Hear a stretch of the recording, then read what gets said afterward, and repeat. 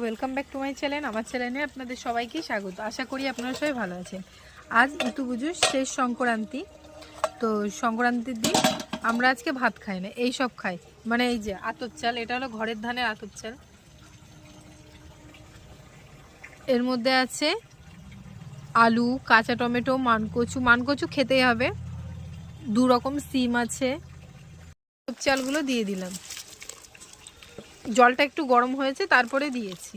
কাঠেই রান্নতে হবে এমন কোনো কথা নেই, আপনারা সব রকম ইয়েতেই রান্না করতে পারবেন, গ্যাসের উনুনেও রান্না করতে পারবেন। এর মধ্যে নিরামিষ না মানে এটা নিরামিষ না, এই যে ফেনা ভাত, নতুন আতপ চালের ফেনা ভাত। এটা আজকে আমাদের একবারই খেতে হবে, আজকে এটাই খেতে হবে, আর কোনো কিছু খাওয়া যাবে না। আর ওই মুঠেটা খাওয়া যাবে যেটা বানালাম একটু আগে। এটা যখন খাওয়া হবে তখন ঘি দিয়ে দিয়ে খাবে সবাই।